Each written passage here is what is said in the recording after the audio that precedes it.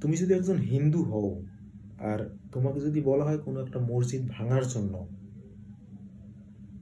তাহলে সেই কাজটা করার আগে তুমি 1000বার চিন্তা করবা যে কাজটা ঠিক না বেঠিক। ইবাদত তো মন্দির মসজিদ দুই জায়গায় হয়, নাম আলাদা আলাদা, কিন্তু ইবাদত তো সেই একই উপরওয়ালার হয়।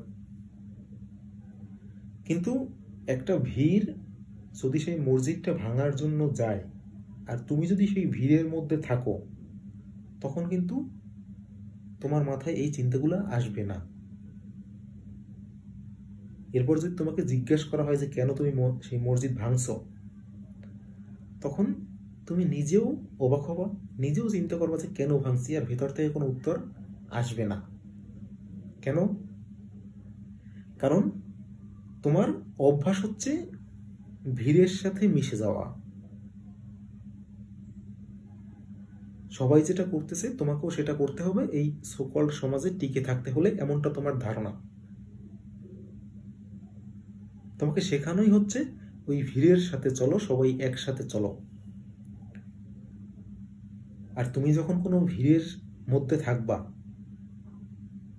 তখন তুমি তাদের রঙে একরং হয়ে যাবা। সেই সাথে তোমার যে চিন্তাধারা, তোমার যে ব্রেন, সেই ব্রেনও তখন ইন্ডিভিজুয়ালি আর কাজ করতে পারবে না। তোমার ব্রেনও ওই ভিড়ের যে চিন্তাধারা, সেই চিন্তাধারার সাথে এক হয়ে যাবে। তুমি একটা ভিড়ের মধ্যে দাঁড়িয়ে নিজে আলাদা কোনো কিছু চিন্তা করতে পারবা না,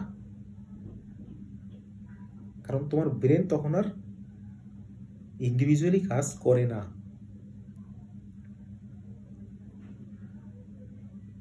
একজন মুসলমান ততটা ভয়ঙ্কর না কখনোই যতটা সে একটা ভিড়ের সাথে মিশে হয়। একজন হিন্দু ততটা ভয়ঙ্কর না কখনোই যতটা সে একটা ভিড়ের সাথে মিশে হয়। পৃথিবীতে এখন পর্যন্ত একজন মানুষ তত বড় পাপ করে নাই যতটা এই ভিড় করছে।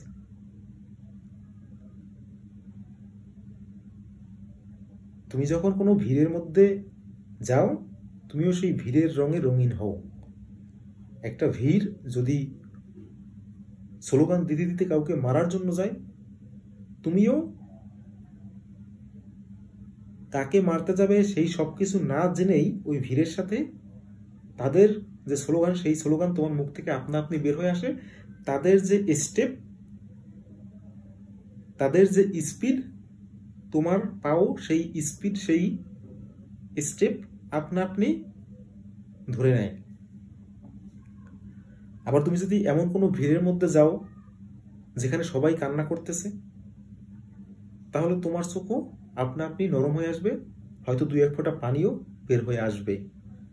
তুমি যদি এমন কোনো ভিড়ের মধ্যে যাও যেখানে সবাই মৌন হয়ে বসে আছে, নীরবতা পালন করতেছে, তুমি হঠাৎ সেখানে গেলা, তুমি জানো না কেন এরা নীরব, কার জন্য নীরবতা পালন করতেছে, কতক্ষণই নীরবতা পালন করবে, তুমি হঠাৎ গেছো, তোমার মুখ থেকে তখন একটা আওয়াজও বের হবে না, কারণ তুমি ওই ভিড়ের মধ্যে যাওয়া মাত্রই তোমার ব্রেন, তোমার শরীর ওই ভিড়ের সাথে মিশে এক হয়ে গেছে। তুমিও কোনো কিছু না জেনেই ওই সবার সাথে নীরবতা পালন করতে বসে যাবা।